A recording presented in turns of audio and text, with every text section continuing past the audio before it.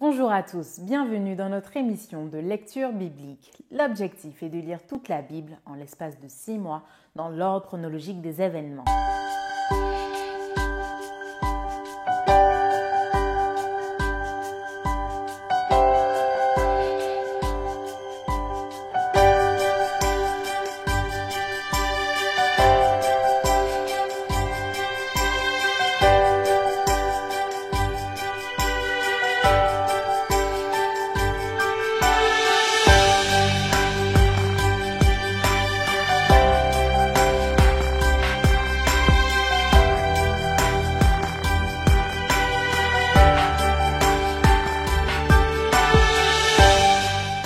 Cette émission vous est proposée par l'Église adventiste du 7e jour d'Évry. Si vous voulez suivre ce plan, vous pouvez cliquer sur le lien dans la description. N'hésitez pas à vous abonner à notre chaîne Évry Adventiste afin de recevoir toutes les nouvelles vidéos de lecture. Et n'hésitez pas à poser toutes vos questions dans les commentaires.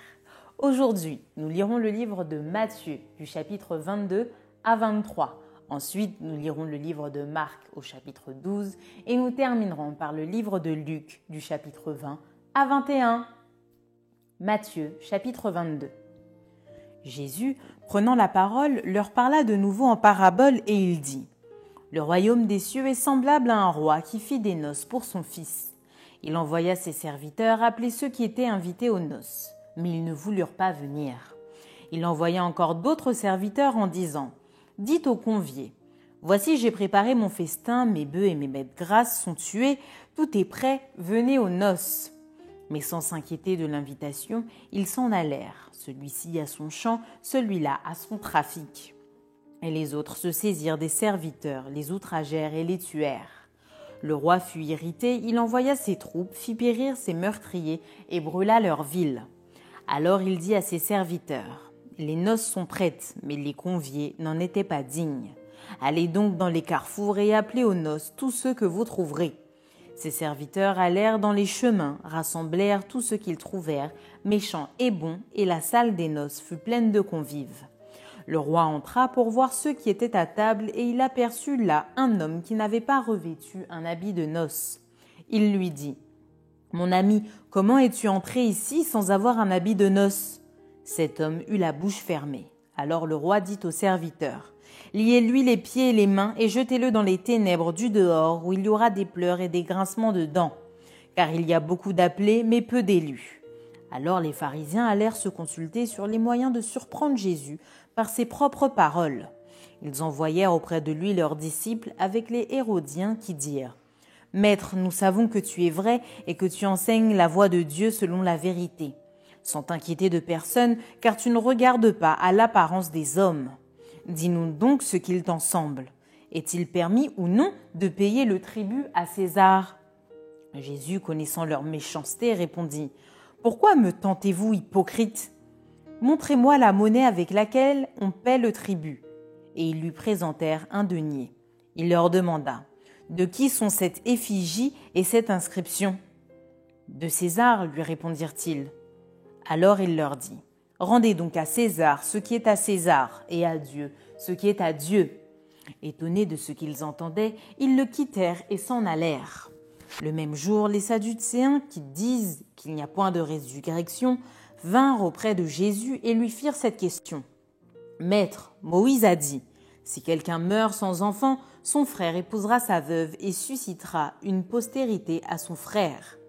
Or, il y avait parmi nous 7 frères. Le premier se maria et mourut, et comme il n'avait pas d'enfant, il laissa sa femme à son frère. Il en fut de même du second, puis du troisième jusqu'au 7e. Après eux tous, la femme mourut aussi. À la résurrection, duquel des 7 sera-t-elle donc la femme ? Car tous l'ont eue. Jésus leur répondit : Vous êtes dans l'erreur parce que vous ne comprenez ni les Écritures ni la puissance de Dieu. Car à la résurrection, les hommes ne prendront point de femme, ni les femmes de mari, mais ils seront comme les anges de Dieu dans le ciel. Pour ce qui est de la résurrection des morts, n'avez-vous pas lu ce que Dieu vous a dit ? Je suis le Dieu d'Abraham, le Dieu d'Isaac et le Dieu de Jacob. Dieu n'est pas Dieu des morts, mais des vivants. La foule qui écoutait fut frappée de l'enseignement de Jésus. Les pharisiens, ayant appris qu'il avait réduit au silence les Sadducéens, se rassemblèrent et l'un d'eux, docteur de la loi, lui fit cette question pour l'éprouver. « Maître, quel est le plus grand commandement de la loi ?» Jésus lui répondit. « Tu aimeras le Seigneur, ton Dieu, de tout ton cœur, de toute ton âme et de toute ta pensée. C'est le premier, le plus grand commandement. Et voici le second qui lui est semblable. Tu aimeras ton prochain comme toi-même. De ces 2 commandements dépendent toute la loi et les prophètes. » Comme les pharisiens étaient assemblés, Jésus les interrogea en disant « Que pensez-vous du Christ? De qui est-il fils ?» Ils lui répondirent « De David. » Et Jésus leur dit « Comment donc David, animé par l'Esprit, l'appelle-t-il Seigneur lorsqu'il dit « Le Seigneur a dit à mon Seigneur, assieds-toi à ma droite jusqu'à ce que je fasse de tes ennemis ton marchepied » Si donc David l'appelle Seigneur, comment est-il son fils ?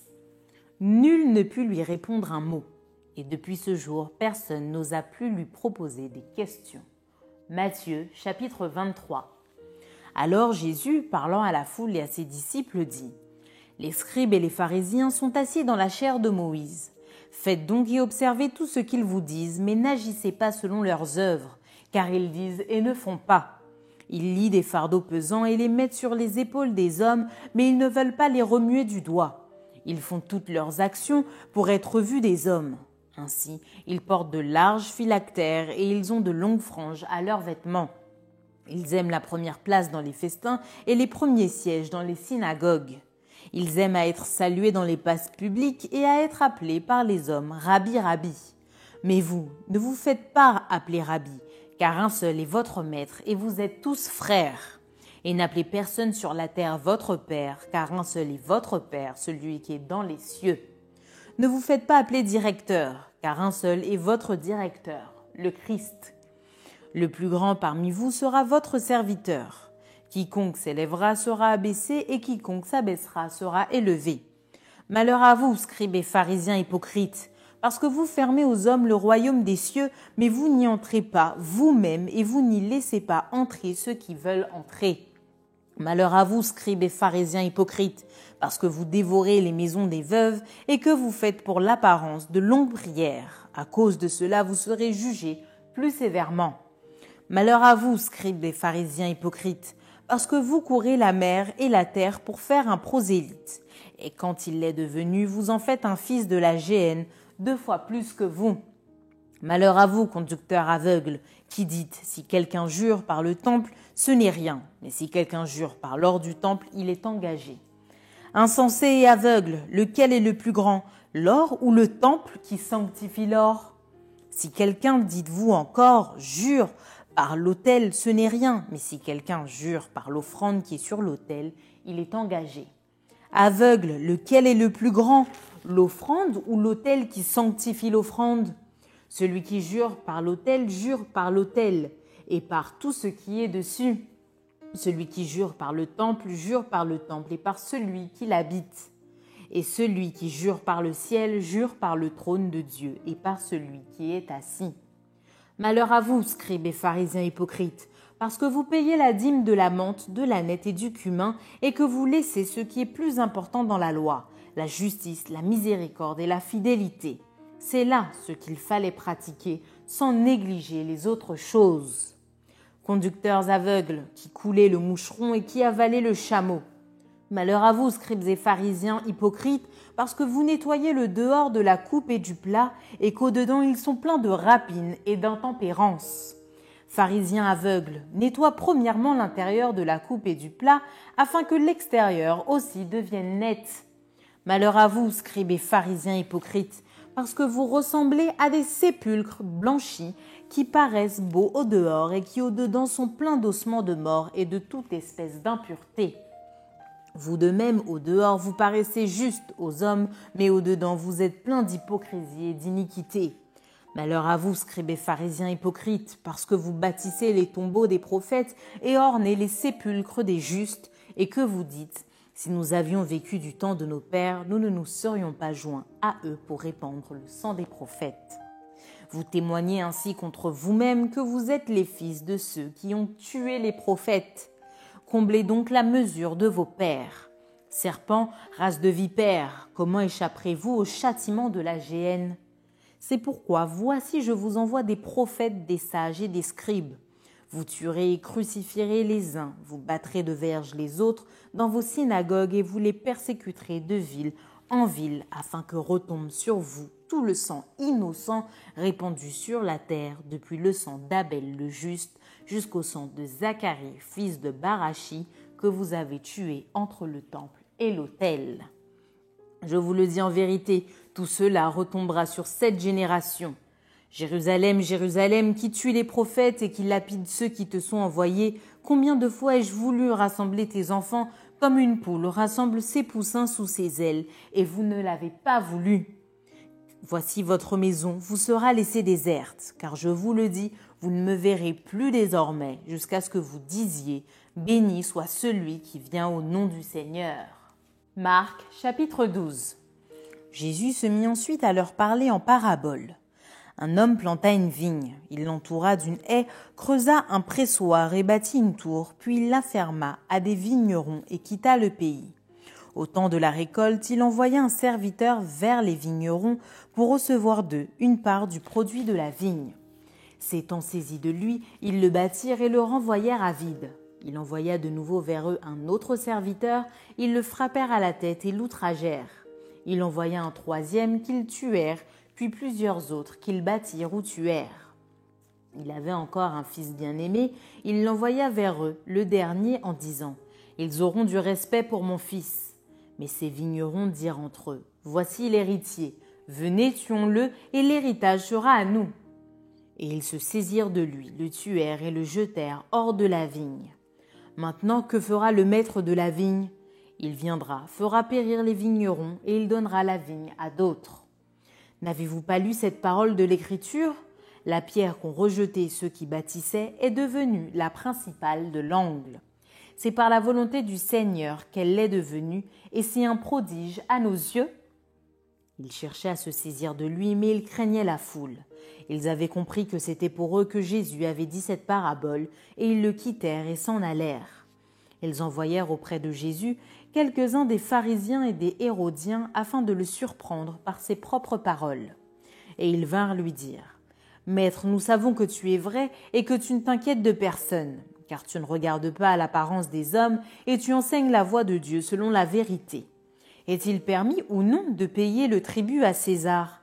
Devons-nous payer ou ne pas payer ?» Jésus, connaissant leur hypocrisie, leur répondit « Pourquoi me tentez-vous ? Apportez-moi un denier afin que je le voie. » Ils en apportèrent un, et Jésus leur demanda « De qui sont cette effigie et cette inscription ?»« De César, lui répondirent-ils. » Alors il leur dit « Rendez à César ce qui est à César, et à Dieu ce qui est à Dieu. » Et ils furent à son égard dans l'étonnement. Les Sadducéens, qui disent qu'il n'y a point de résurrection, vinrent auprès de Jésus et lui firent cette question. « Maître, voici ce que Moïse nous a prescrit. Si le frère de quelqu'un meurt et laisse une femme sans avoir d'enfant, son frère épousera sa veuve et suscitera une postérité à son frère. Or, il y avait 7 frères. Le premier se maria et mourut sans laisser de postérité. Le second prit la veuve pour femme et mourut sans laisser de postérité. Il en fut de même du troisième, et aucun des 7 ne laissa de postérité. Après eux tous, la femme mourut aussi. À la résurrection, duquel d'entre eux sera-t-elle la femme, car les 7 l'ont eue pour femme? » Jésus leur répondit, « N'êtes-vous pas dans l'erreur, parce que vous ne comprenez ni les Écritures, ni la puissance de Dieu? Car à la résurrection des morts, les hommes ne prendront point de femmes, ni les femmes de mari, mais ils seront comme les anges dans les cieux. Pour ce qui est de la résurrection des morts, n'avez-vous pas lu dans le livre de Moïse ce que Dieu lui dit à propos du buisson? Je suis le Dieu d'Abraham, le Dieu d'Isaac et le Dieu de Jacob. Dieu n'est pas Dieu des morts, mais des vivants. Vous êtes grandement dans l'erreur. » Un des scribes qui les avait entendus discuter, sachant que Jésus avait bien répondu aux Sadducéens, s'approcha et lui demanda « Quel est le premier de tous les commandements ?» Jésus répondit « Voici le premier. Écoute Israël, le Seigneur, notre Dieu, est l'unique Seigneur. Et tu aimeras le Seigneur ton Dieu de tout ton cœur, de toute ton âme, de toute ta pensée et de toute ta force. Voici le second. Tu aimeras ton prochain comme toi-même. Il n'y a pas d'autre commandement plus grand que cela. » Le scribe lui dit, « Bien, maître, tu as dit avec vérité que Dieu est unique et qu'il n'y en a point d'autre que lui, et que l'aimer de tout son cœur, de toute sa pensée, de toute son âme et de toute sa force, et aimer son prochain comme soi-même, c'est plus que tous les holocaustes et tous les sacrifices. » Jésus, voyant qu'il avait répondu avec intelligence, lui dit, « Tu n'es pas loin du royaume de Dieu. » Et personne n'osa plus lui proposer des questions. Jésus, continuant à enseigner dans le temple, dit, « Comment les scribes disent-ils que le Christ est fils de David ? David lui-même, animé par l'Esprit Saint, a dit, « Le Seigneur a dit à mon Seigneur, assieds-toi à ma droite jusqu'à ce que je fasse de tes ennemis ton marchepied. » David lui-même l'appelle Seigneur. Comment donc est-il son fils ? Et une grande foule l'écoutait avec plaisir. Il leur disait dans son enseignement, « Gardez-vous des scribes qui aiment à se promener en robe longue et à être salués dans les places publiques, qui recherchent les premiers sièges dans les synagogues et les premières places dans les festins, qui dévorent les maisons des veuves et qui font pour l'apparence de longues prières. Ils seront jugés plus sévèrement. » Jésus, s'étant assis vis-à-vis du tronc, regardait comment la foule y mettait de l'argent. Plusieurs riches mettaient beaucoup. Il vint aussi une pauvre veuve, elle y mit 2 petites pièces faisant un quart de sou. Alors Jésus, ayant appelé ses disciples, leur dit, « Je vous le dis en vérité, cette pauvre veuve a donné plus qu'aucun de ceux qui ont mis dans le tronc. Car tous ont mis de leur superflu, mais elle a mis de son nécessaire, tout ce qu'elle possédait, tout ce qu'elle avait pour vivre. » Luc, chapitre 20. Un de ces jours-là, comme Jésus enseignait le peuple dans le temple et qu'il annonçait la bonne nouvelle, les principaux sacrificateurs et les scribes, avec les anciens, survinrent et lui dirent, « Dis-nous, par quelle autorité fais-tu ces choses, ou qui est celui qui t'a donné cette autorité ?» Il leur répondit, « Je vous adresserai aussi une question. Dites-moi, le baptême de Jean venait-il du ciel ou des hommes ?» Mais ils raisonnèrent ainsi entre eux. Si nous répondons du ciel, il dira pourquoi n'avez-vous pas cru en lui ? Et si nous répondons des hommes, tout le peuple nous lapidera car il est persuadé que Jean était un prophète. Alors ils répondirent qu'ils ne savaient d'où il venait. Et Jésus leur dit, moi non plus, je ne vous dirai pas par quelle autorité je fais ces choses. Il se mit ensuite à dire au peuple cette parabole. Un homme planta une vigne, la ferma à des vignerons et quitta pour longtemps le pays. Au temps de la récolte, il envoya un serviteur vers les vignerons pour qu'il lui donne une part du produit de la vigne. Les vignerons le battirent et le renvoyèrent à vide. Il envoya encore un autre serviteur, ils le battirent, l'outragèrent et le renvoyèrent à vide. Il en envoya encore un troisième, ils le blessèrent et le chassèrent. Le maître de la vigne dit, « Que ferai-je ? J'enverrai mon fils bien-aimé, peut-être auront-ils pour lui du respect. » Mais quand les vignerons le virent, ils raisonnèrent entre eux et dirent, « Voici l'héritier, tuons-le afin que l'héritage soit à nous. » Et ils le jetèrent hors de la vigne et le tuèrent. Maintenant, que leur fera le maître de la vigne ? Il viendra, fera périr ses vignerons, et il donnera la vigne à d'autres. Lorsqu'ils eurent entendu cela, ils dirent, « À Dieu ne plaise. » Mais jetant les regards sur eux, Jésus dit, « Que signifie donc ce qui est écrit ? La pierre qu'ont rejetée ceux qui bâtissaient est devenue la principale de l'angle. Quiconque tombera sur cette pierre s'y brisera, et celui sur qui elle tombera sera écrasé. » Les principaux sacrificateurs et les scribes cherchèrent à mettre la main sur lui à l'heure même, mais ils craignirent le peuple. Ils avaient compris que c'était pour eux que Jésus avait dit cette parabole. Ils se mirent à observer Jésus et ils envoyèrent des gens qui feignaient d'être justes pour lui tendre des pièges et saisir de lui quelques paroles afin de le livrer aux magistrats et à l'autorité du gouverneur. Ces gens lui posèrent cette question. « Maître, nous savons que tu parles et enseignes droitement et que tu ne regardes pas à l'apparence, mais que tu enseignes la voie de Dieu selon la vérité. Nous est-il permis ou non de payer le tribut à César ?» Jésus, apercevant leur ruse, leur répondit, « Montrez-moi un denier. » « De qui porte-t-il l'effigie et l'inscription ?»« De César, répondirent-ils. Alors il leur dit, « Rendez donc à César ce qui est à César et à Dieu ce qui est à Dieu. » Ils ne purent rien reprendre dans ses paroles devant le peuple, mais étonnés de sa réponse, ils gardèrent le silence. Quelques-uns des Sadducéens, qui disent qu'il n'y a point de résurrection, s'approchèrent et posèrent à Jésus cette question. « Maître, voici ce que Moïse nous a prescrit. Si le frère de quelqu'un meurt, ayant une femme sans avoir d'enfant, son frère épousera la femme et suscitera une postérité à son frère. Or, il y avait 7 frères. Le premier se maria et mourut sans enfant. Le second et le troisième épousèrent la veuve. Il en fut de même des 7 qui moururent sans laisser d'enfant. Enfin, la femme mourut aussi. À la résurrection, duquel d'entre eux sera-t-elle donc la femme? Car les 7 l'ont eue pour femme. » Jésus leur répondit. « Les enfants de ce siècle prennent des femmes et des maris, mais ceux qui seront trouvés dignes d'avoir part au siècle à venir et à la résurrection des morts ne prendront ni femme ni mari, car ils ne pourront plus mourir parce qu'ils seront semblables aux anges et qu'ils seront fils de Dieu, étant fils de la résurrection. Que les morts ressuscitent, c'est ce que Moïse a fait connaître quand, à propos du buisson, il appelle le Seigneur le Dieu d'Abraham, le Dieu d'Isaac et le Dieu de Jacob.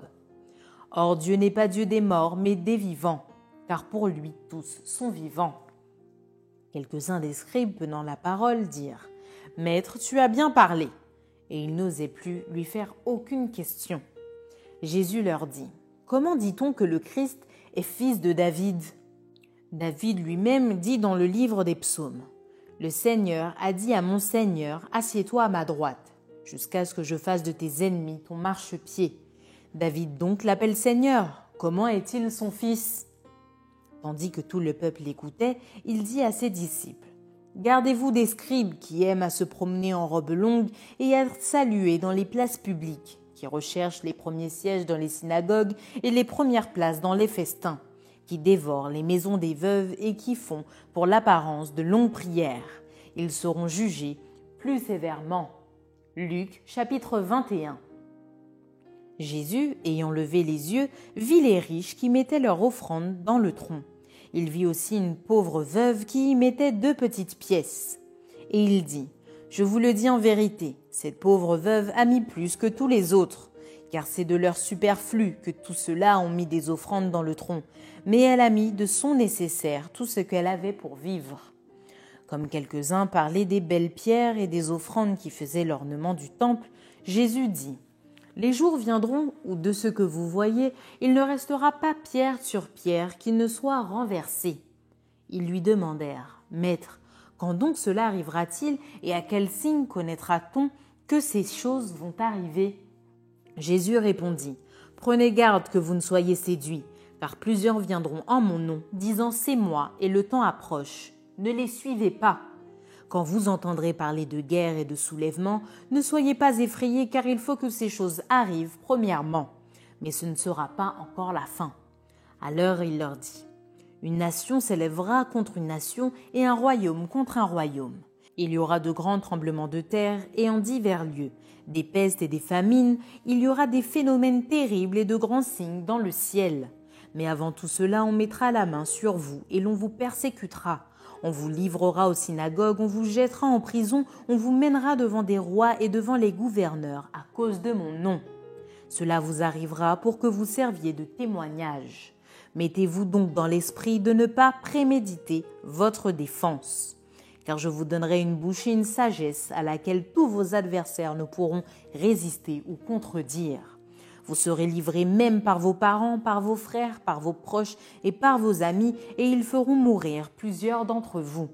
Vous serez haïs de tous à cause de mon nom, mais il ne se perdra pas un cheveu de votre tête. Par votre persévérance, vous sauverez vos âmes. Lorsque vous verrez Jérusalem investie par des armées, sachez alors que sa désolation est proche.